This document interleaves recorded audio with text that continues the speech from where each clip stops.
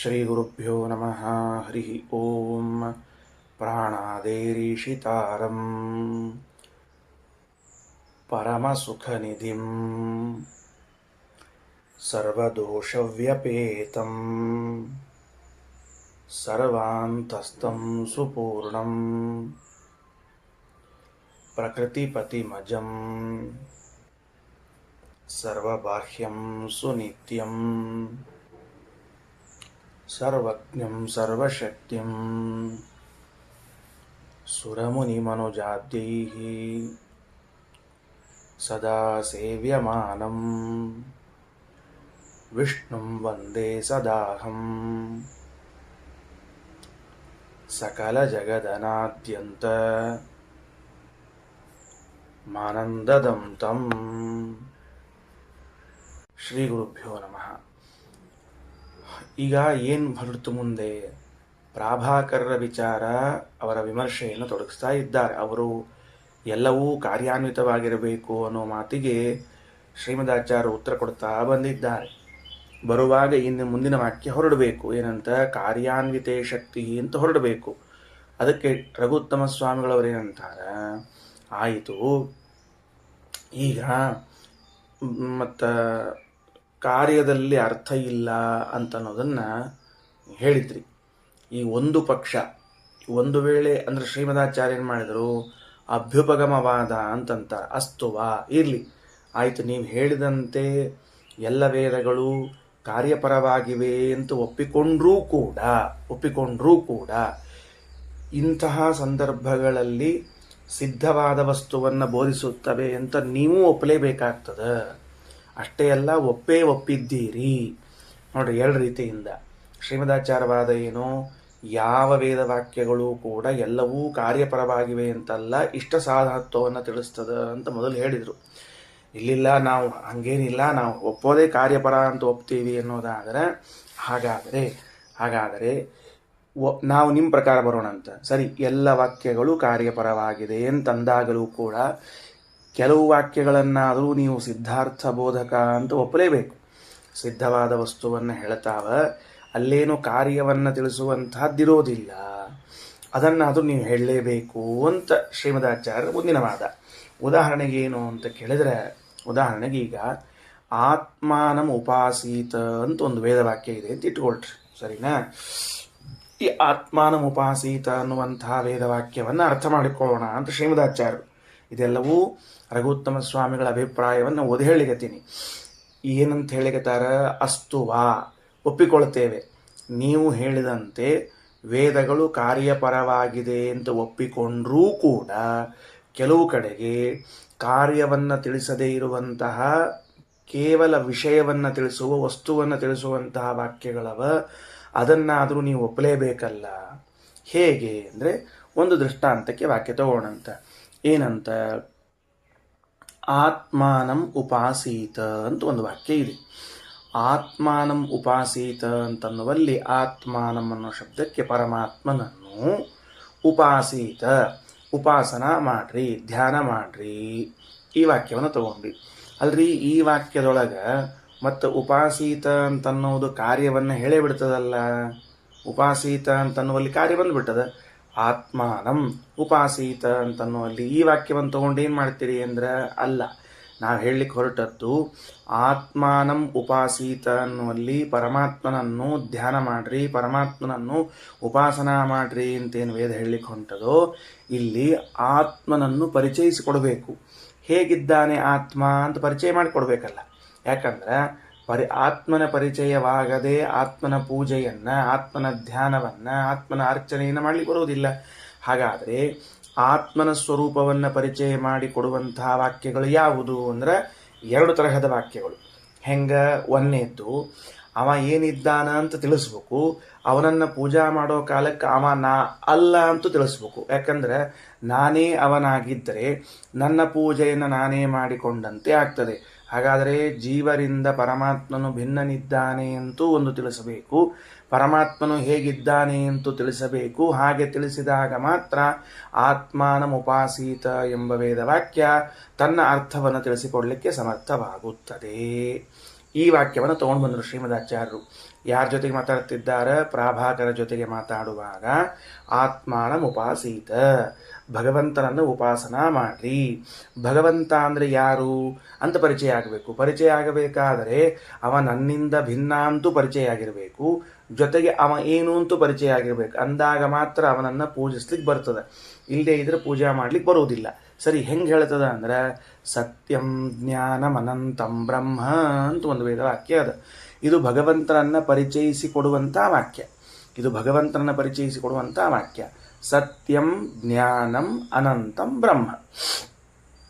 ಹಾಗಾದರೆ ಇಲ್ಲಿ ಈ ಭಗವಂತನನ್ನು ಪರಿಚಯಿಸಿಕೊಡುವಂತಹ ವಾಕ್ಯದಲ್ಲಿ ಯಾವುದು ಕಾರ್ಯವನ್ನು ತಿಳಿಸುವ ಅಂದ್ರೆ ಕೃತಿಸಾಧ್ಯತ್ವೇ ಸತಿ ಕೃತ್ಯುದ್ದೇಶ್ಯತ್ವಂ ಅನ್ನುವಂತಹದನ್ನು ತಿಳಿಸುವ ಯಾವ ವಾಕ್ಯವೂ ಇಲ್ಲ, ಯಾವ ಶಬ್ದವೂ ಇಲ್ಲ. ಯಾಕೆ?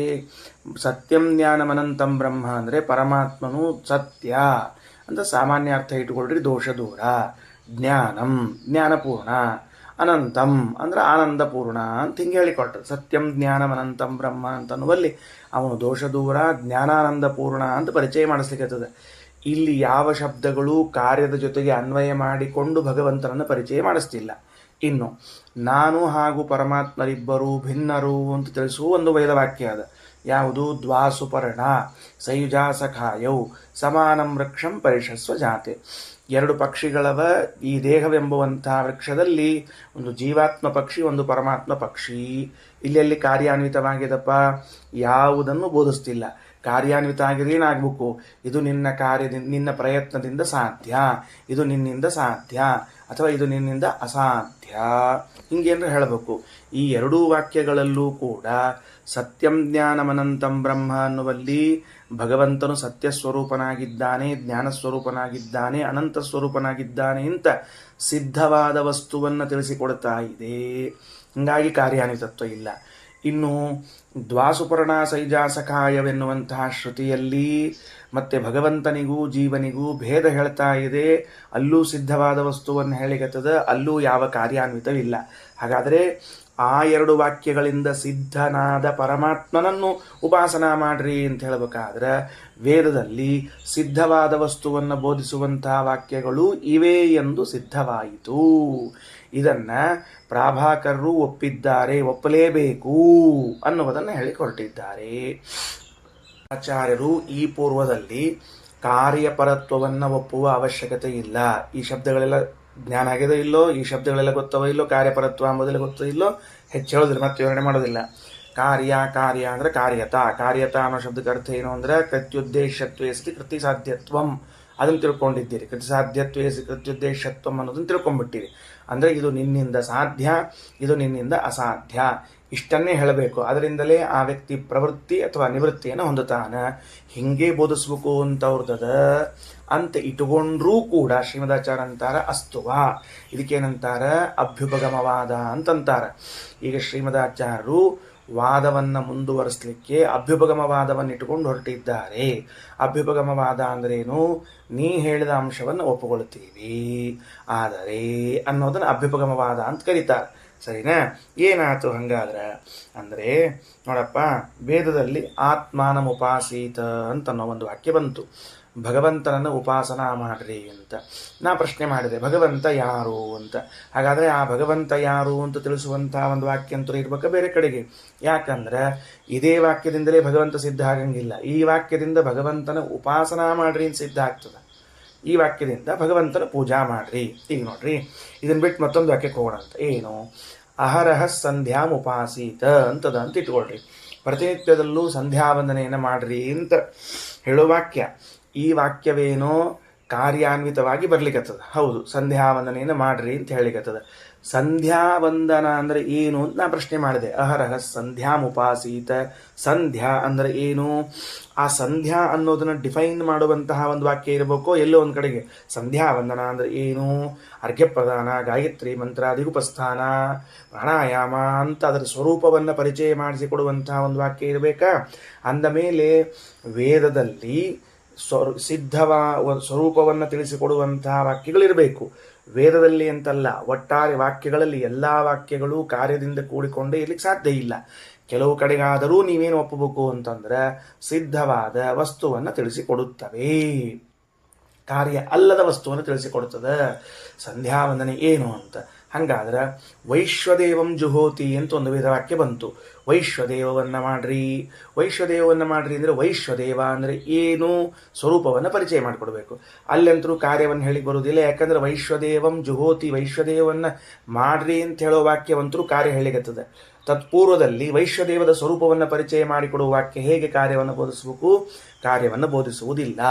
ಹಾಗಾದರೆ ವೈಶ್ವದೇವಂ ಜುಹೋತಿ, ಸಂಧ್ಯಾಮುಪಾಸೀತ, ಆತ್ಮಾನಮುಪಾಸೀತ ಇತ್ಯಾದಿ ವೇದವಾಕ್ಯಗಳಲ್ಲಿ ಸಂಧ್ಯಾ, ವೈಶ್ವದೇವ, ಪರಮಾತ್ಮ ಇವರನ್ನು ಪರಿಚಯ ಮಾಡಿಸಿಕೊಡುವಂಥ ವಾಕ್ಯಗಳಾದರೂ ಕಾರ್ಯವಿಲ್ಲದೆ ಕೇವಲ ವಸ್ತುವನ್ನು ಬೋಧನೆ ಮಾಡಲೇಬೇಕು. ಇಲ್ಲದೇ ಇದ್ದರೆ ಈ ವಿಧಿವಾಕ್ಯಗಳು ಏನನ್ನೂ ಬೋಧಿಸಲು ಸಮರ್ಥವಾಗುವುದಿಲ್ಲ. ಹಿಂಗೆ ಹೇಳಿದ್ವಿ. ರಾಮನನ್ನು ಕರೆದುಕೊಂಡು ಬಾ ಅಂತ ನಾ ಹೇಳಿದೆ. ರಾಮನನ್ನು ಕರೆದುಕೊಂಡು ಬಾ ಅಂತ ಹೇಳಿದ್ಕೊಂಡು ನೀವು ಹೊಡಬಡ ಹೋಗಿ ಕರ್ಕೊಂಬರ್ತೀರನು? ಯಾಕೆ? ರಾಮ ಅಂದರೆ ಯಾರಂತ ನೀವು ಪರಿಚಯನೇ ಇಲ್ಲ. ನೀವು ರಾಮನನ್ನು ಕರೆದುಕೊಂಡು ಬಾ ಅನ್ನುವಲ್ಲಿ ಕರೆದುಕೊಂಡು ಬಾ ಎಂಬ ವಾಕ್ಯ ಕಾರ್ಯಾನ್ವಿತವಾಗಿದೆ, ಅಂದರೆ ರಾಮನನ್ನು ಅನ್ನೋದು. ಆದರೆ ರಾಮ ಯಾರು ಅಂತ ಪರಿಚಯ ಮಾಡಿಸುವಾಗ ನೀವು ಕೈ ಮಾಡಿ ಆಗ ಅಲ್ಲಿಂತಾನಲ್ಲ ಕೆಂಪು ಶರ್ಟ್ ಹಾಕ್ಕೊಂಡು ಅವನು ರಾಮ ಅಂದ್ರಿ. ಅದ್ಯಾಕೆ ಕಾರ್ಯಾನ್ವಿತ ಆಯ್ತದು?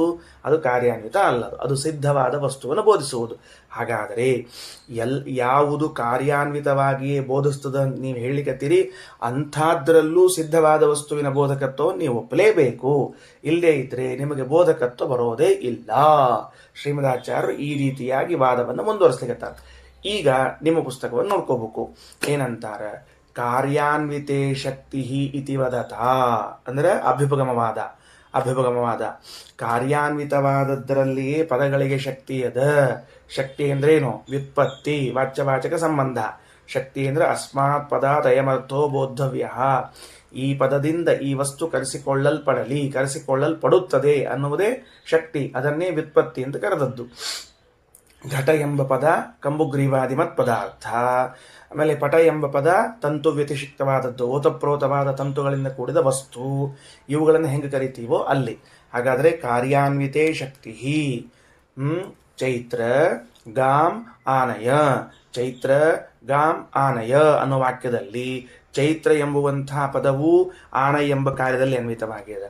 ಗಾಮ್ ಅನ್ನುವಂತಹ ಪದವು ಆಣ ಎಂಬ ಕ್ರಿಯಾದಲ್ಲಿ ಅನ್ವಯವಾಗಿದೆ. ಹಿಂಗೆ ಹೇಳ್ತಿದ್ರೂ ಕೂಡ ಸಿದ್ಧವಾಕ್ಯಾನ ಚೈತ್ರ ಗಾಮ್ ಅನ್ನುವಂತಹ ಪದಗಳೇನವ ಇವುಗಳು ಸ್ವಾರ್ಥವನ್ನು ಹೇಳಬೇಕಲ್ಲ. ಮೊದಲು ಚೈತ್ರ ಅಂದರೆ ಯಾರು? ಆಕಳು ಅಂದರೆ ಏನು? ಅದನ್ನು ಹೇಳದೆ ಚೈತ್ರ ಗಾಮಾನ ಎಂಬುದು ಇದ್ದಕ್ಕಿದ್ದಂಗೆ ಅರ್ಥ ಆಗಿಬಿಡ್ತದ? ಹೆಂಗಾಗ್ಲಿಕ್ಕೆ ಸಾಧ್ಯ ಅದ? ಅಂದಮೇಲೆ ಸಿದ್ಧವಾಕ್ಯಾನಂ ಅಂದ್ರೆ ಸಿದ್ಧವಾದ ವಸ್ತುಗಳನ್ನು ತಿಳಿಸುವಂತಹ ವಾಕ್ಯಗಳು ಸ್ವಾರ್ಥ ವಾಕ್ಯಗಳಿಗೆ ಸ್ವಾರ್ಥದಲ್ಲಿ ಸಿದ್ಧವಾದ ವಸ್ತುಗಳನ್ನು ತಿಳಿಸುವುದರಲ್ಲಿ ಪ್ರಾಮಾಣ್ಯಂ ಅಂದ್ರೆ ತಾತ್ಪರ್ಯಂ ಅಂತ ಅರ್ಥ. ತಾತ್ಪರ್ಯಂ ಅಂಗೀಕೃತಂಚ, ಅವರೂ ಕೂಡ ಒಪ್ಪಿಕೊಂಡೇ ಬಿಟ್ಟಿದ್ದಾರೆ. ಹೌದು. ಈಗ ಇದನ್ನು ನೀವು ನಿಮ್ಮ ರೀತಿಯಿಂದ ಸಮರ್ಥನೆ ಮಾಡಿದ್ದೀರಿ. ಏನಂತ? ದ್ವಾಸುಪರ್ಣ ಸೈಜಾಸಖಾಯವನ್ನುವಲ್ಲಿ ಜೀವಬ್ರಹ್ಮರ ಭೇದವನ್ನಷ್ಟೇ ತಿಳಿಸ್ತದೆ. ಸತ್ಯಂ ಜ್ಞಾನಮನಂತಂ ಬ್ರಹ್ಮ ಅನ್ನುವಲ್ಲಿ ಪರಮಾತ್ಮ ಅಂತ ತಿಳಿಸ್ತದೆ. ಈ ರೀತಿಯಾಗಿ ನಮ್ಮಿಂದ ಭಿನ್ನನಾದ ದೋಷದೂರನಾದ ಜ್ಞಾನಾನಂದ ಗುಣಗಳಿಂದ ಕೂಡಿದ ಪರಮಾತ್ಮನನ್ನು ಉಪಾಸನಾ ಮಾಡ್ರಿ ಅಂತ ನೀವು ಹೇಳಿಕೊಟ್ರಿ. ಇದೇ ರೀತಿಯಾಗಿ ಅವರು ಎಲ್ಲಿ ಒಪ್ಪಿಕೊಂಡಿದ್ದಾರೆ ಅನ್ನೋದನ್ನು ತೋರಿಸಿರೋಣಂತ ಒಂದು ವಾಕ್ಯ. ಒಪ್ಪಿಕೊಳ್ಬೇಕು ನೀವಂತೀರಿ, ಒಪ್ಪಿಕೊಂಡರಂತೂ ನೀವಂತೀರಿ. ಎಲ್ಲಿ ಅಂತ ಕೇಳಿದರೆ ಹಾಗಾದರೆ ಅನ್ಯಥಾ ಮುಂದಿನ ವಾಕ್ಯ ವಸಂತೆ ವಸಂತೆ ಜ್ಯೋತಿಷ ಯಜೇತ ಇತ್ಯಾದೌ ವಸಂತಾದಿಲಕ್ಷಣವಾಕ್ಯಾನಾಂ ಸ್ಥಾನಾಂತರಸ್ಥಾನಾಂ ಸ್ವಾರ್ಥೆ ಪ್ರಾಮಾಣ್ಯಾಭಾವಾತ್ ವಸಂತಾದ್ಯಸಿದ್ಧೇ ಯಾಗಾದ್ಯಸಿದ್ಧಿ. ಆಚಾರ್ಯರಂತಾರೆ, ನೋಡಪ್ಪ, ಹಿಂಗೊಂದು ವೇದದಲ್ಲಿ ವಾಕ್ಯ ಬಂದದ. ಏನು ಬಂದದ? ವಸಂತೆ ವಸಂತೆ ಜ್ಯೋತಿಷ ಯಜೇತ ಅಂತದ. ಪ್ರತಿ ವಸಂತ ಋತುವಿನಲ್ಲಿ ಜ್ಯೋತಿಷ್ಠೋಮ ಯಾಗವನ್ನು ಮಾಡಬೇಕು ಅಂತ ಈ ವಾಕ್ಯದ ಅರ್ಥ. ಏನು? ಮನಸ್ಸಿನಲ್ಲಿ ಹೇಳ್ಕೊಳ್ಬೇಕು.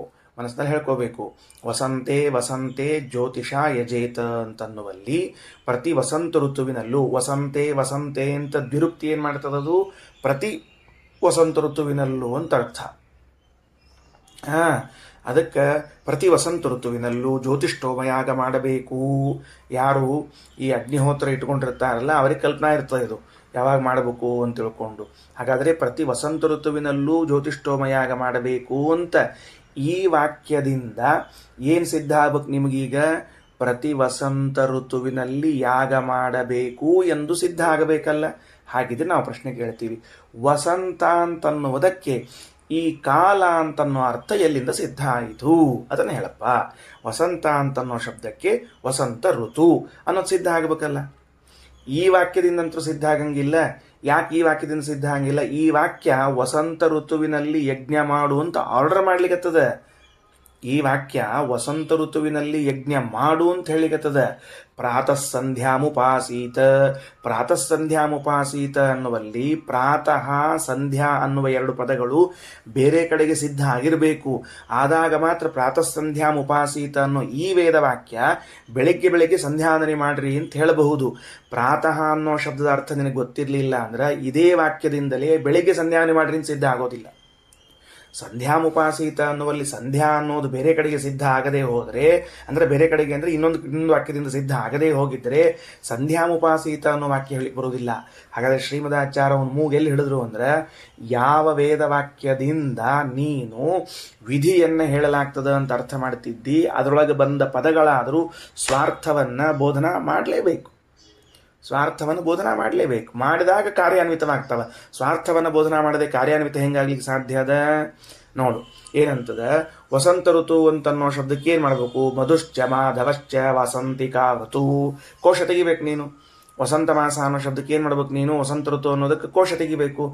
ಡಿಕ್ಷನರಿ ಒಳಗೆ ವಸಂತ ಋತುದ ಪರಿಚಯ ಮಾಡಿದ್ರೆ ಅಲ್ಲೇನು ಪರಿಚಯ ಮಾಡಿರ್ತಾರೆ? ವಸಂತ ಋತು ಒಳಗೆ ವಸಂತ ಋತುವಿನಲ್ಲಿ ಹೂಗಳೆಲ್ಲವೂ ಅರಳುತ್ತವೆ, ಹೂಗಳು ಅರಳುತ್ತವೆ, ಕೋಗಿಲೆಗಳು ಕೂಗುತ್ತವೆ, ದುಂಬಿಗಳು ಮುತ್ತುತ್ತವೆ.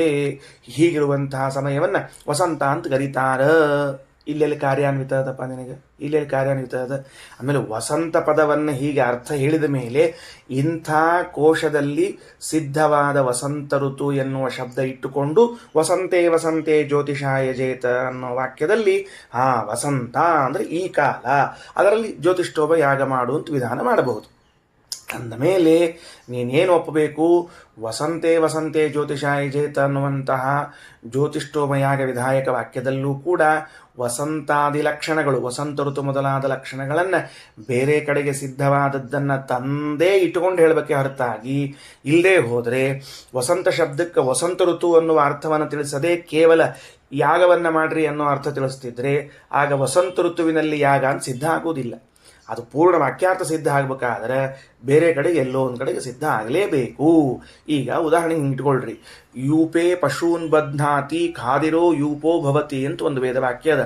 ಯೂಪೇ ಪಶೂನ್ ಬಧ್ನಾತಿ, ಆ ಯಾಗಕ್ಕೆ ಕಟ್ಟಿ ಹಾಕಬೇಕಾದ ಪಶುಗಳನ್ನು ಎಲ್ಲಿ ಕಟ್ಟಬೇಕು? ಕಂಬಕ್ಕೆ ಕಟ್ಟಬೇಕು ಅಂತದ. ಕಂಬಕ್ಕೆ ಕಟ್ಟಬೇಕು ಅಂದರೆ ಕಂಬ ಯಾವುದು ಅಂತ ಪ್ರಶ್ನೆ ಮಾಡ್ತೀವಿ. ಖಾದಿರೋ ಯೂಪೋ ಭವತಿ, ಖದಿರ ಅಂತ ಒಂದು ವೃಕ್ಷ, ಆ ಖದಿರ ವೃಕ್ಷದಿಂದ ಮಾಡಿದ ಕಂಬಕ್ಕೆ ಪಶುವನ್ನು ಕಟ್ಟಬೇಕು. ಹಾಗಾದರೆ ಪಶುವನ್ನು ಕಟ್ಟು ಅನ್ನೋದು ಕಾರ್ಯಾನ್ವಿತ. ಯೂಪ ಅಂತದಲ್ಲ ಕಂಬ, ಅದು ಎಲ್ಲಿಂದ ಸಿದ್ಧ ಆಗಬೇಕು? ಪ್ರಮಾಣಾಂತರದಿಂದ ಸಿದ್ಧ ಆಗಬೇಕು. ಏನು ಸಿದ್ಧ ಆಗಬೇಕು? ಖಾದಿರ ಯೂಪ ಭವತಿ, ಅದು ಈ ಕಟ್ಟಿಗೆಯಿಂದ ಮಾಡಿದ್ದು ಕಂಬ. ಅಲ್ಲೆಲ್ಲಿ ಕಾರ್ಯಾನ್ವಿತ ಅದಪ್ಪ? ಏನಿಲ್ಲ, ಸ್ವರೂಪವನ್ನು ಪರಿಚಯ ಮಾಡಿಸ್ಲಿಕ್ಕತ್ತದ. ಯೂಪಂ ಅಷ್ಟಾಶ್ರೀಕರೋತಿ, ಅದಕ್ಕೆ ಸಂಸ್ಕಾರ ಮಾಡ್ರಿ ಕಂಬಕ್ಕೆ ಅಂತದ. ಆ ಕಂಬಕ್ಕೆ ಸಂಸ್ಕಾರ ಮಾಡ್ರಿ ಅಂದರೆ ಕಂಬ ಯಾವುದು? ಖಾದಿರೋ ಯೂಪೋ ಭವತಿ. ಅಂದಮೇಲೆ ಎಲ್ಲ ಕಡೆಗಳಲ್ಲೂ ಕೂಡ ಸಿದ್ಧವಾದ ವಸ್ತುವನ್ನು ತಿಳಿಸಬೇಕು ಶಬ್ದಗಳು, ಅನಂತರದಲ್ಲಿ ಕಾರ್ಯಾನ್ವಿತವಾಗಬೇಕೇ ಹೊರತಾಗಿ ಮೊದಲೇ ನೇರವಾಗಿ ಕಾರ್ಯಾನ್ವಿತವಾಗಿ ಒಂದು ವಸ್ತುವನ್ನು ಬೋಧಿಸಲು ಸಾಧ್ಯವಿಲ್ಲ ಅನ್ನುವ ವಾದವನ್ನು ಶ್ರೀಮದಾಚಾರ್ಯ ಮಾಡ್ತಾ ಇದ್ದಾರೆ. ಹಾಗಾದರೆ ನಾವು ಎರಡು ವಾಕ್ಯವನ್ನು ಓದಿದ್ವಿ. ಕಾರ್ಯಾನ್ವಿತೆ ಶಕ್ತಿ ಇತಿ ವದತ ಸಿದ್ಧವಾಕ್ಯಾನಾಂ ಪ್ರಾಮಾಣ್ಯಂ ಅಂದರೆ ತಾತ್ಪರ್ಯಂ ಅಂಗೀಕೃತಂಚ ಅನ್ಯಥಾ ವಸಂತೆ ವಸಂತೆ ಜ್ಯೋತಿಷಾಯ ಜೇತ ಇತ್ಯಾದೌ ವಸಂತಾದಿಲಕ್ಷಣವಾಕ್ಯಾನಾಂ ಸ್ಥಾನಾಂತರಸ್ಥಾನಾಂ ಸ್ವಾರ್ಥೆ ಪ್ರಾಮಾಣ್ಯಾಭಾವಾತ್ ವಸಂತಾದ್ಯಸಿದ್ಧೇಃ ಯಾಗಾದ್ಯಸಿದ್ಧಿ. ಸ್ವಾರ್ಥದಲ್ಲಿ ಪ್ರಾಮಾಣ್ಯವಿಲ್ಲದೆ ಹೋದರೆ, ಪ್ರಾಮಾಣ್ಯ ಅಂದರೆ ತಾತ್ಪರ್ಯ, ಸ್ವಾರ್ಥದಲ್ಲಿ ತಾತ್ಪರ್ಯವಿಲ್ಲದೆ ಹೋದರೆ ವಸಂತಾದಿ ಋತುಗಳ ರೂಪವೇ ಸಿದ್ಧವಾಗದೆ ಹೋಗಿ ಯಾಗಾದಿಗಳು ಸಿದ್ಧವಾಗುವುದಿಲ್ಲ. ಅಂದಮೇಲೆ ಶ್ರೀಮದಾಚಾರ್ಯರು ಪ್ರಾಭಾಕರ ಜೊತೆಗೆ ವಾದ ಹೂಡುವಾಗ ಮೊದಲು ಹೇಳಿದ್ದು ಎಲ್ಲ ವಾಕ್ಯಗಳು ಇಷ್ಟ ಸಾಧನವನ್ನು ಹೇಳಬೇಕು, ಇಷ್ಟ ಸಾಧನವನ್ನು ಬಿಟ್ಟು ಕೃತಿಸಾಧ್ಯತ್ವೇ ಸತಿ ಕೃತ್ಯುದ್ದೇಶತ್ವಂ ಅನ್ನುವಂತಹ ವಾದವನ್ನು ಮಂಡಿಸಬಾರದು. ಇನ್ನು ಒಂದು ವೇಳೆ ನೀವು ಹೇಳಿದಂತೆ ಮತ್ತೆ ಕೃತಿಸಾಧ್ಯತ್ವಂ ಅನ್ನುವಂತಹ ಕೃತ್ಯುದ್ದೇಶತ್ವಂ ಅನ್ನುವಂತಹ ಅರ್ಥ ಇಟ್ಟುಕೊಂಡ್ರೂ ಕೂಡ ನೀವು ಕೂಡ ಏನು ಒಪ್ಪಬೇಕು ಅಂದರೆ ಎಲ್ಲ ಪದಗಳು ಕಾರ್ಯಾನ್ವಿತವಾಗುವಕ್ಕಿಂತ ಮೊದಲೇನೆ ಸ್ವಾರ್ಥದಲ್ಲಿ ತಾತ್ಪರ್ಯ ಉಳ್ಳದ್ದಾಗಿವೆ ಅಂತ ಒಪ್ಪಲೇಬೇಕು. ಸ್ವಾರ್ಥದಲ್ಲಿ ತಾತ್ಪರ್ಯ ಇದೆ ಅಂತ ಒಪ್ಪದೇ ಹೋದರೆ ಆಗ ಕಾರ್ಯಾನ್ವಿತವಾಗಿ ಬೋಧಿಸ್ಲಿಕ್ಕೆ ಸಾಧ್ಯವೇ ಇಲ್ಲ.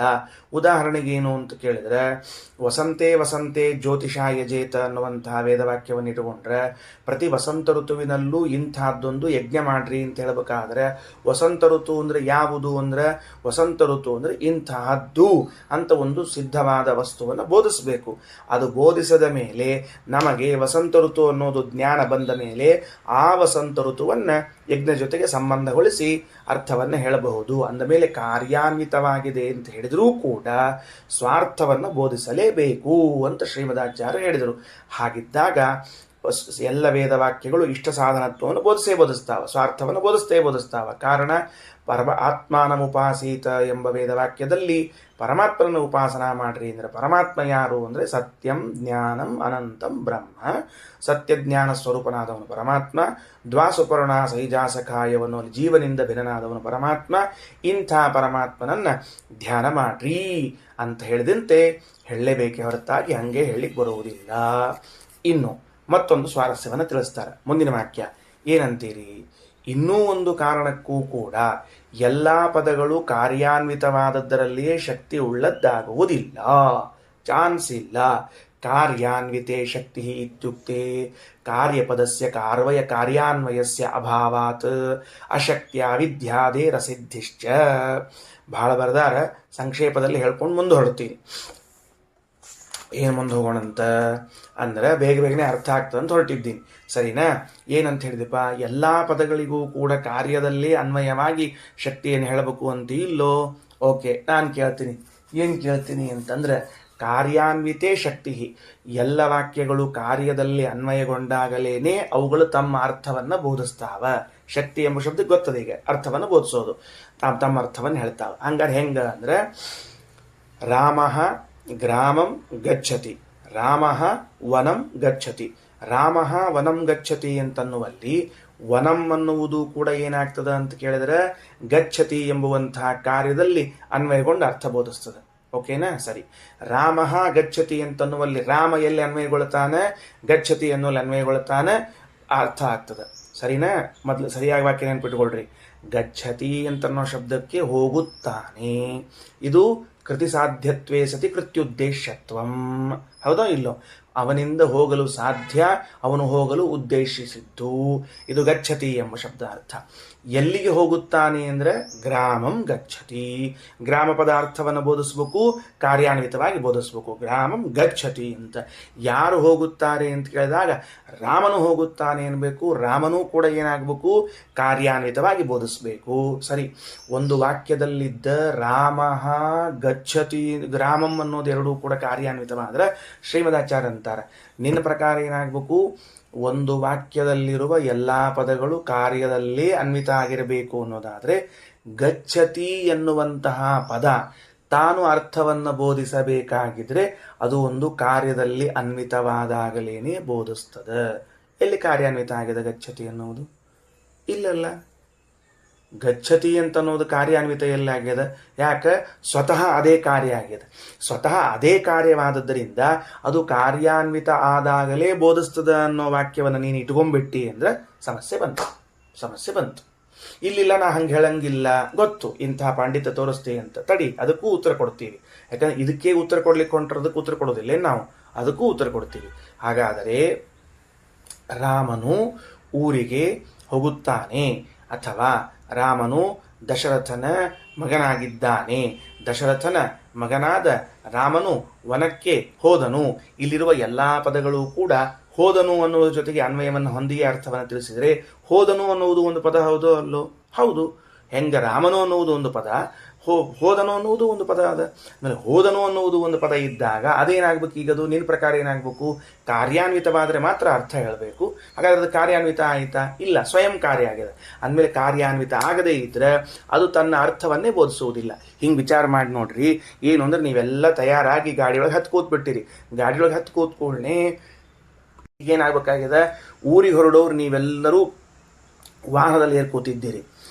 ಹೋಗ್ಲಿ, ಮುಂದೆ ಹೋಗ್ಲಿ ಗಾಡಿ ಅಂದ್ರೆ ಗಾಡಿ ಹೋಗಲ್ತು. ಯಾಕೆ ಹೋಗಲ್ತು ಅಂದರೆ ಸಾರಥಿಯೇ ಹತ್ತಿಲ್ಲ, ಡ್ರೈವರೇ ಹತ್ತಿಲ್ಲ. ಡ್ರೈವರ್ ಹತ್ತಿಲ್ಲ ಅಂದರೆ ಗಾಡಿ ಹೆಂಗೆ ಮುಂದೆ ಹೋಗ್ಬೇಕು? ಹಾಗಾದರೆ ಕಾರ್ಯಬೋಧಕವಾದ ಪದ ಅಂತನ್ನುವುದು ಸಾರಥಿ ಇದ್ದಂತೆ. ಉಳಿದವ್ರು ನಾವೆಲ್ಲ ಏನಿದ್ದು ಉಳಿದ ಪದಗಳು ಏನವಲ್ಲ, ಅವೆಲ್ಲ ನಾವು ಪ್ಯಾಸೆಂಜರ್ ಇದ್ದಂತೆ. ದಾಶರಥಿ ರಾಮ ವನಂ ಇವೆಲ್ಲ ಪ್ಯಾಸೆಂಜರ್, ಹತ್ತಿಬಿಟ್ರು. ಇವೆಲ್ಲವೂ ಅರ್ಥ ಬೋಧಿಸ್ತು. ಯಾಕೆ ಬೋಧಿಸ್ತು ಅಂದರೆ ಕಾರ್ಯಕ್ಕನ್ವಿತ ಆಗಿದೆ. ದಾಶರಥಿ ಗಚ್ಚತಿ, ರಾಮ ಗಚ್ಚತಿ, ವನಂ ಗಚ್ಚತಿ, ಇವೆಲ್ಲದಕ್ಕೂ ಅನ್ವಯ ಆಗ್ಬಿಟ್ಟದೆ.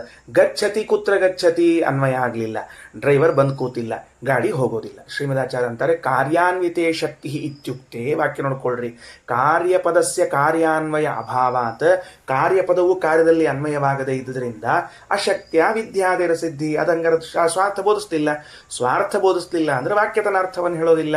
ಅಂದಮೇಲೆ ಅಸಿದ್ಧೇಶ್ಚ, ಅಸಿದ್ಧಿ ಬಂತು. ನಾವು ಹಂಗೆ ಅನ್ನಂಗಿಲ್ರಿ. ಏನಂತೀವಿ? ಕಾರ್ಯಪದಕ್ಕೆ ಸ್ವತಃ ಶಕ್ತಿ ಅದ. ಕಾರ್ಯಪದಕ್ಕೆ ಏನಂತೀರಿ ನೀವೀಗ? ಹಿಂಗೆ ಹೇಳ್ಬೇಕಲ್ಲ ಅನಿವಾರ್ಯ. ಈಗ ಕಾರ್ಯಪದಕ್ಕೆ ಕಾರ್ಯದಲ್ಲೇ ಶಕ್ತಿ ಅದ. ಅದೇನು ಬೇರೆ ಕಡೆಗೆ ಅನ್ವಯ ಹಾಕೋದು ಬೇಕಾಗಿಲ್ಲ. ಅದೇನು ಬೇರೆ ಕಡೆ ಅನ್ವಯ ಆಗಬೇಕಿಲ್ಲ. ಕಾರ್ಯಪದಸ್ಯ ಸ್ವತಯೇವ ಶಕ್ತಿ ಅನ್ಯೇಷಾಂ ಕಾರ್ಯಾನಿತತ್ವೇನ. ಉಳಿದ ಪದಗಳು ಕಾರ್ಯಕ್ಕನ್ವಿತ ಆಗಬೇಕು. ಕಾರ್ಯವು ತನ್ನಲ್ಲಿ ಶಕ್ತಿ ಉಳ್ಳದ್ದಾಗೇದ ಅಂತನ್ನೋದಾದರೆ ಅದಕ್ಕೆ ಶ್ರೀಮದಾಚಾರ್ಯ ಅಂತಾರ ಎರಡು ದೋಷ. ಮೊದಲನೇದ್ದು ಕಲ್ಪನಾ ಗೌರವ. ಕಲ್ಪನಾ ಗೌರವ ಏನು? ಕಲ್ಪನಾ ಗೌರವ ಎರಡೆರಡು ಕಡೆಗೆ ಶಕ್ತಿಯನ್ನು ಯಾಕೆ ಒಪ್ಪಿಕೊಂಡು? ಕಾರ್ಯಾನ್ವಿತವಾಗಿ ಅರ್ಥ ಬೋಧಿಸ್ತದೆ, ಕಾರ್ಯಾನ್ವಿತ ಅಲ್ಲದೆ ಅರ್ಥ ಬೋಧಿಸ್ತದೆ ಅಂತ ಎರಡು ಕಡೆಗೆ ಯಾಕೆ ಒಪ್ಪಿಕೊಂಡು? ಫಸ್ಟ್ ಸಮಸ್ಯೆ. ಎರಡನೇದ್ದು ಕಾರ್ಯಕ್ಕೆ ಅನ್ವಯ ಇಲ್ಲದೆ ಕಾರ್ಯ ಎಂಬ ಪದ ಅರ್ಥ ಬೋಧಿಸುವುದಾದರೆ ಎಲ್ಲಾನು ಬೋಧಿಸ್ಲಿ. ಈ ಗಚ್ಚತಿ ಅಂತ ಅನ್ನುವುದು ಎಲ್ಲೂ ಅನ್ವಯವಾಗದೆ ತನ್ನ ಅರ್ಥ ತಿಳಿಸುವುದಾದರೆ ರಾಮ ಅನ್ನುವುದು ಎಲ್ಲೂ ಅನ್ವಯವಾಗದೆ ತಿಳಿಸ್ಲಿ. ಗ್ರಾಮಂ ಅನ್ನೋದು ಎಲ್ಲೂ ಅನ್ವಯವಾಗದೆ ತಿಳಿಸ್ಲಿ. ಯಾಕೆ ಹಂಗೆ ಹಠ ಮಾಡ್ತೀಪ? ಆದ್ದರಿಂದ ಎಲ್ಲ ವಾಕ್ಯಗಳು ಕಾರ್ಯಾನ್ವಿತವಾಗಬೇಕು ಅಂತ ಇಟ್ಕೊಳ್ಬೇಡ್ರಿ.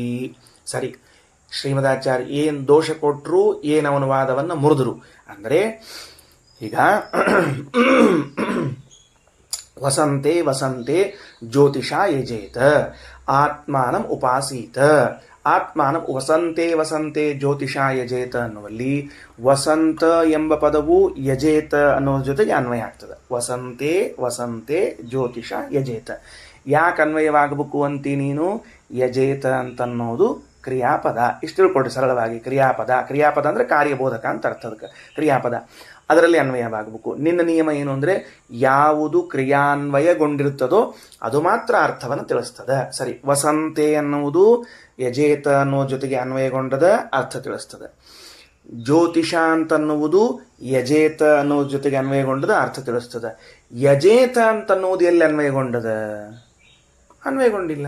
ಆಮೇಲೆ ಯಜೇತ ಅಂತನ್ನುವುದು ಒಂದು ಪದವಾದ ಮೇಲೆ ನಿನ್ನ ಪ್ರಕಾರ ಎಲ್ಲ ಪದಗಳು ಕಾರ್ಯದಲ್ಲಿ ಅನ್ವಿತವಾದಾಗ ಮಾತ್ರ ಅರ್ಥ ಬೋಧಿಸುವುದಾದರೆ ಯಜೇತ ಅಂತನ್ನುವುದು ಒಂದು ಕಡೆ ಎಲ್ಲೋ ಅನ್ವಯವಾಗಿ ಅರ್ಥ ತಿಳಿಸಬೇಕು. ಸುಮ್ ಕೊಡ್ರಿ, ಏನು ಒಟ್ಟು ಏನಾರ ಮಾತಾಡ್ತೀರಿ ನೀವು? ಯಾಕೆ ಏನಾಯ್ತು ಸಿಟಿಯಾಗಿ ಬಂದು? ಇಲ್ಲ, ಏನು ಯಜೇತ ಅನ್ನುವುದು ತನ್ನ ಅರ್ಥವನ್ನು ತಾನು ತಿಳಿಸ್ತದೆ, ಅದೆಲ್ಲೂ ಅನ್ವಯ ಆಗೋದು ಬೇಕಾಗಿಲ್ಲ. ಹಾಗಾದರೆ ಒಂದು ವಾಕ್ಯದಲ್ಲಿ ಕಾರ್ಯದಲ್ಲಿ ಅನ್ವಿತವಾದದ್ದು ಅರ್ಥ ತಿಳಿಸ್ತದೆ ಅಂತ ಒಂದು ಭಾಗ, ಕಾರ್ಯದಲ್ಲಿ ಅನ್ವಯವಾಗದೆ ತನ್ನ ಅರ್ಥವನ್ನು ತಿಳಿಸ್ತದೆ ಅಂತ ಒಂದು ಭಾಗ ಅಂತ ಒಪ್ಪಿಕೊಂಡಂಗೆ ಆಯಿತು. ಹಾಗಾದರೆ ಎರಡೆರಡರಲ್ಲಿ ಶಕ್ತಿಯನ್ನು ಯಾಕೆ ಒಪ್ಪುಗಳಿಗತಿ? ಎರಡರಲ್ಲಿ ಶಕ್ತಿ ಯಾಕೆ ಒಪ್ಪುಗಳಿಗತಿ? ಒಂದೇ ಕಡೆ ಒಪ್ಪು. ಕಾರ್ಯಾನ್ವಿತವಾದದ್ದಷ್ಟೇ ಅರ್ಥ ಹೇಳ್ತದೆ ಅಂತ ಒಪ್ಕೊಂಬಿಡು. ಇಲ್ಲ ಸ್ವಾರ್ಥದಲ್ಲಿ ಶಕ್ತಿ ಹೇಳ್ತಂತ ಒಪ್ಕೊಂಬಿಡು. ಹಾಗಿದ್ರೆ ಎರಡೆರಡು ಕಡೆ ಶಕ್ತಿ ಒಪ್ಪಿಕೊಂಡ್ರೆ ಕಲ್ಪನಾ ದೋಷ, ಕಲ್ಪನಾ ಗೌರವ ಅಂತ ಕರೀತಾರೆ. ಅದಕ್ಕಿಂತ ಸುಮ್ಮನೆ ಸರಳ ಏನಪ್ಪಾ ಅಂದ್ರೆ ಪ್ರತಿಶಬ್ದಗಳು ತಮ್ಮ ಅರ್ಥವನ್ನು ತಾವು ತಿಳಿಸ್ತಾವ ಅಂತ ಹೇಳೋದೇ ವಾಸಿ. ಪ್ರತಿಶಬ್ದಗಳು ತಮ್ಮ ಅರ್ಥವನ್ನು ತಿಳಿಸ್ತಾವ ಅಂದ್ರೆ ಅರ್ಥ ಹೆಂಗ ಅಂದ್ರೆ ಯೋಗ್ಯ ಇತರಾನ್ವಿತವಾದ ಸ್ವಾರ್ಥದಲ್ಲಿ ತಾತ್ಪರ್ಯ. ಇದನ್ನೇನು ಕರೀತಾರೆ ಶ್ರೀಮದಾಚಾರ್ಯರು? ಅನ್ವಿತಾಭಿಧಾನವಾದ ಅಂತ ಕರೀತಾರೆ. ಅನ್ವಿತಾಭಿಧಾನವಾದ ಯೋಗ್ಯ ಇತರ ಅರ್ಥ, ಯೋಗ್ಯೇತರ ಅರ್ಥ ಅನ್ವಿತಾಭಿಧಾನವಾದ. ಅದು ಅನ್ವಿತಾಭಿಧಾನವಾದ ಅಥವಾ ಇದಕ್ಕೆ ಇನ್ನೊಂದು ಅರ್ಥ ಏನು? ಯೋಗ್ಯೇತರ ಅನ್ವಿತ ಸ್ವಾರ್ಥ. ಯೋಗ್ಯ ಇತರ ಅನ್ವಿತ ಸ್ವಾರ್ಥ, ಯೋಗ್ಯ ಇತರ ಅನ್ವಿತ ಸ್ವಾರ್ಥ, ಅನ್ವಿತಾಭಿಧಾನವಾದ. ಆಚಾರ ಪ್ರಕಾರ ಏನಾಗಬೇಕು, ಅನ್ವಿತಾಭಿಧಾನವಾದ ಅಥವಾ ಯೋಗ್ಯೇತರಾನ್ವಿತ ಸ್ವಾರ್ಥದಲ್ಲಿ ಶಕ್ತಿ. ಒಂದು ಶಬ್ದವು ತನ್ನ ಅರ್ಥವನ್ನು ತಾನು ತಿಳಿಸುವಾಗ ತನಗೆ ಸಂಬಂಧಿಯಾದ ಶಬ್ದದ ಯಾವ ಶಬ್ದ ಜೊತೆಗೆ ಸಂಬಂಧ ಉಳ್ಳದ್ದಾಗ್ತದಲ್ಲ ಅದರ ಜೊತೆಗೆ ನನಗೆ ಅನ್ವಯದ ಅಂತ ಹೇಳ್ತಾ ತನ್ನ ಅರ್ಥವನ್ನು ಹೇಳ್ಕೊಡ್ತದೆ. ಸಾಕು, ಚಾಪ್ಟರ್ ಕ್ಲೋಸ್, ಮುಗಿದೋತು. ಇನ್ನೇನು ಬೇಕಾಗಿಲ್ಲ, ಅದಕ್ಕೆ ಇನ್ನೇನು ಬೇಕಾಗಿಲ್ಲ. ಕೇವಲ ಅರ್ಥವನ್ನು ಬೋಧಿಸುವುದಿಲ್ಲ. ಆಚಾರ ಪ್ರಕಾರ ತಾನು ಯಾವುದ್ರ ಜೊತೆಗೆ ಸಂಬಂಧ ಹೊಂದಬೇಕಾಗಿದೆಯೋ ಅದನ್ನು ಒಂದನ್ನು ಜೊತೆಗೆ ತಗೊಂಡು ಅರ್ಥವನ್ನು ತಿಳಿಸ್ತದೆ. ಉದಾಹರಣೆಗೆ ಗ್ರಾಮಂ, ರಾಮ ಗ್ರಾಮಂ ಗಚ್ಚತಿ ಅಂತನ್ನುವಾಗ ಗ್ರಾಮ ತಾನು ಗ್ರಾಮ ಅನ್ನೋದು ತಾನು ತನ್ನ ಅರ್ಥವನ್ನು ತಿಳಿಸ್ತದೆ. ತನ್ನ ಅರ್ಥವನ್ನು ತಿಳಿಸಿದಾಗ ಯೋಗ್ಯೇತರವಾದ ಅನ್ವಿತ, ತನಗೆ ಯೋಗ್ಯವಾದ ಇತರ ಪದ ಜೊತೆಗೆ ಅನ್ವಯವನ್ನೂ ತಿಳಿಸ್ತದೆ. ತನಗೇನು ಸಂಬಂಧದ ಅದನ್ನು ತಿಳಿಸ್ತದೆ. ಇಷ್ಟು ತಿಳಿಸಿ ತನ್ನ ಅರ್ಥವನ್ನು ತಿಳಿಸಿಬಿಟ್ರೆ ಅದರ ಕೆಲಸ ಮುಗಿದು ಹೋಯಿತು. ಗ್ರಾಮಂ ಅಂದಾಗ ಏನಾಗಬೇಕು, ಯೋಗ್ಯ ಇತರ ಅನ್ವಿತವಾದ ಸ್ವಾರ್ಥ. ಯೋಗ್ಯ ಇತರ ಅನ್ವಿತ ಸ್ವಾರ್ಥ ಅಂದ್ರೆ ಗಚ್ಚತಿ ಎನ್ನುವುದು ತನಗೆ ಯೋಗ್ಯವಾದ ಇತರವಾದ ಅನ್ವಿತವಾದ ಸ್ವಾರ್ಥವನ್ನು ತಿಳಿಸ್ತದೆ. ತನಗೆ ಯೋಗ್ಯವಾದದ್ದು ಯಾವುದು, ಗ್ರಾಮ ಅನ್ನೋದಕ್ಕೆ ಯೋಗ್ಯವಾದ ಇತರ ಅನ್ವಯಲ್ಲಿ ಗೊಳ್ಳಬೇಕದು. ಗಚ್ಚತಿ ಅಂತ ಅನ್ನೋದ್ರಲ್ಲಿ ಅನ್ವಯಗೊಳ್ಳುತ್ತದೆ. ಹಾಗೆ ತನ್ನ ಅನ್ವಯ ಅದ ಅಂತ ತಿಳ್ಕೊಂಡು ತಿಳಿಸ್ತಾ ತನ್ನ ಅರ್ಥವನ್ನು ತಿಳಿಸಿಕೊಡ್ತದೆ. ಸಾಕು, ಇದಕ್ಕಿಂತ ಹೆಚ್ಚಿನ ಬೇಕಾಗಿಲ್ಲ. ಈಗ ನಾವೇನು ಮಾಡೋಣಂತ, ಈ ಶಬ್ದಜಾಲ, ಅನ್ವಿತಾಭಿಧಾನವಾದ, ಯೋಗ್ಯೇತರಾನ್ವಿತ ಸ್ವಾರ್ಥ ಇದನ್ನೆಲ್ಲ ಸ್ವಲ್ಪ ಹೊರಗಿಟ್ಟು ಸರಳ ಕನ್ನಡ ಭಾಷೆಯಲ್ಲಿ ತಿಳ್ಕೊಳ್ಳೋಣ. ವಸಂತೆ ಜ್ಯೋತಿಷ ಯಜೇತ ಅನ್ನುವಲ್ಲಿ ವಸಂತ ಅಂತ ಅನ್ನುವುದು ತನ್ನ ಅರ್ಥವನ್ನು ತಿಳಿಸಿಬಿಡ್ತದೆ ತಾನೆ. ವಸಂತ ಋತು ಅಂತ ತಿಳಿಸ್ತದೆ. ಇನ್ನೇನು ಬೇಕಾಗ್ತದೆ ಅದಕ್ಕಂದ್ರೆ ಈ ಶಬ್ದವು ಯಾವುದ್ರ ಜೊತೆಗೆ ಅನ್ವಯ ಹೊಂತದ ಅದನ್ನೊಂದು ತಿಳಿಸಿರ್ತದೆ. ನನಗೆ ಇಂಥದ್ರ ಜೊತೆಗೆ ಅನ್ವಯ ಮಾಡ್ರಿ ಅಷ್ಟೇ ಸುಮ್ ಕೂತ್ಬಿಡ್ತದೆ. ಹೊರತಾಗಿ ಕಾರ್ಯದಲ್ಲೇ ಅನ್ವಯವಾಗಬೇಕು, ಅನ್ವಯವಾದಾಗಲೇನೇ ಅರ್ಥ ತಿಳಿಸ್ತದೆ. ಅದು ಯಾವ ಅರ್ಥವೂ ಬೇಕಾಗಿಲ್ಲ. ಶಬ್ದವು ತಾನು ಯಾರ ಜೊತೆಗೆ ಸಂಬಂಧವನ್ನು ಪಡೆದಿರುತ್ತೇನೆ ಅನ್ನುವುದರ ಜೊತೆಗೆ ತನ್ನ ಅರ್ಥ ಏನು ಅಂತ ತಿಳಿಸಿರ್ತದೆ. ಅದಕ್ಕೇನೆ ಬುದ್ಧಿ ವಾಕ್ಯ ಹೇಳಿದಾಗ ವಸಂತೆ ಜ್ಯೋತಿಷ ಯಜೇತ ಅನ್ನುವಲ್ಲಿ ವಸಂತ ಋತುವಿನಲ್ಲಿ ಜ್ಯೋತಿಷ್ಠೋಮವನ್ನು ಮಾಡಬೇಕು. ಸರಳವಾಗಿ ಕನೆಕ್ಟ್ ಆಗಿಬಿಡ್ತದೆ. ಇದಕ್ಕೇನು ಸಂಬಂಧದ? ಅದರಿಂದ ಎಲ್ಲ ಪದಗಳು ಕೂಡ ಮತ್ತೆ ಏನು ಅರ್ಥ ಹೇಳಬೇಕು ಅಂತ ಇಟ್ಕೋಬಾರದು, ಕಾರ್ಯಾನ್ವಿತವಾಗಿ ಅರ್ಥ ಹೇಳಬೇಕು ಅಂತ ಇಟ್ಕೊಳ್ಬಾರದು. ಇಷ್ಟು ಅಂಶವನ್ನು ತಿಳಿಸಿಕೊಟ್ಟಿದ್ದಾರೆ. ಅಂದ್ರೆ ಕರ್ತವ್ಯತಾ ಮಾತ್ರೇ ವಾಕ್ಯ ಪ್ರಾಮಾಣ್ಯ ಅಂಗೀಕಾರೆ ಕರ್ಮ ಪ್ರಯೋಜನೆ ಪ್ರಮಾಣಾಭಾವ ತತ್ರಾಪಿ ತಾತ್ಪರ್ಯ ಅಂಗೀಕಾರ ಕರ್ತವ್ಯಮೇವೇತಿ ಸಿದ್ಧಮೇವ ಸಿದ್ಧೇ ತಾತ್ಪರ್ಯಂ. ಬಹಳ ಚಂದದ ಏನಂತಾರ, ಕರ್ತವ್ಯತಾ ಮಾತ್ರೇ ವಾಕ್ಯ ಪ್ರಾಮಾಣ್ಯೇ ಅಂಗೀಕಾರೆ. Okay, right. ಈಗ ನೀವೇನು ಮಾಡಿದ್ರಿ, ಅವೇನಂದ ನಮಗೆ ನೀವು ಹೆದರ್ಸಿದ್ರಿ. ಏನು ಹೆದರ್ಸಿದ್ರಿ? ಬೇರೆ ಕಡೆಯಿಂದ ಎಲ್ಲೋ ವಾಕ್ಯ ತೊಗೊಂಡು ಬಂದು ಹೆದರ್ಸಿದ್ರಿ ನಮಗೆ. ನೀವು ಬೇರೆ ಕಡೆಯಿಂದ ಎಲ್ಲೋ ತೊಗೊಂಬಂದು ಹೆದರ್ಸಿದ್ರಿ ನಮಗೆ. ವಸಂತೆ ಅಂತ ತಿಳ್ಕೊಂಡು ಎಲ್ಲೋ ಬೇರೆ ಕಡೆ ಅಂತಂದು ಹೆದರ್ಸಿದ್ರಿ. ಬೇಡ, ಒಂದು ಕೆಲಸ ಮಾಡು, ಜ್ಯೋತಿಷ್ಠೋಮೇನ ಸ್ವರ್ಗ ಕಾಮೋ ಯಜೇತ ಅಂತ ವಾಕ್ಯದ ಇಲ್ಲಪ್ಪ. ಸ್ವರ್ಗವನ್ನು ಬಯಸುವಂಥ ವ್ಯಕ್ತಿ ಜ್ಯೋತಿಷ್ಠೋಮ ಯಜ್ಞ ಮಾಡಬೇಕು ಅಂತೀಯೋ ಇಲ್ಲೋ? ಈ ಸ್ವರ್ಗ ಅನ್ನೋ ಶಬ್ದದ ಅರ್ಥರ ಹೇಳಬೇಕು ಬೇಡ ನೀನು. ಯಾಕಂದ್ರೆ ಈ ಯಾಗ ಮಾಡಿದ ಮೇಲೆ ನೀ ಎಲ್ಲಿ ಹೋಗ್ತಿ? ಸ್ವರ್ಗಕ್ಕೆ ಹೋಗ್ತಿ ಅಂತ ಹೇಳಿಕತ್ತದ ಆ ವಾಕ್ಯ. ಹೌದಿಲ್ಲೋ? ಯಾಗ ಮಾಡೋದಕ್ಕೆ ಸ್ವರ್ಗಕ್ಕೆ ಹೋಗ್ಲಿಕ್ಕೆ ಅಂತ ಹೇಳಿ ಕೇಳಿರಂತ. ಯಾಗ ಮಾಡಿದ ಮೇಲೆ ಎಲ್ಲಿ ಹೋಗ್ಬೇಕು ನೀನು? ಸ್ವರ್ಗಕ್ಕೆ ಹೋಗ್ಬೇಕು ಅಂತ. ಸ್ವರ್ಗಕಾಮೋ ಯಜೇತ ಅಂತನ್ನುವಲ್ಲಿ ಸ್ವರ್ಗಕಾಮ ಅನ್ನುವಾಗ ಸ್ವರ್ಗ ಪದದ ಅರ್ಥವನ್ನಂತೂ ಹೇಳ್ಬೇಕಾ ನೀನು? ಅನ್ವಯ ಮಾಡ್ಕೋ. ಸ್ವರ್ಗ ಅಂದ್ರೆ ಏನು ಅಂತ ನಿಂಗೆ ತಿಳಿದಿಲ್ಲ ಅಂದ್ರೆ ನೀ ಹೆಂಗೆ ಪ್ರಯೋಜನವನ್ನು ಉಂಟು ಮಾಡ್ತೀಪ ನೀನು? ಅದಕ್ಕೆ ಆಚಾರ ಅಂತಾರ ಕರ್ತವ್ಯತಾ ಮಾತ್ರೇ ವಾಕ್ಯ ಪ್ರಾಮಾಣ್ಯ ಅಂಗೀಕಾರೇ.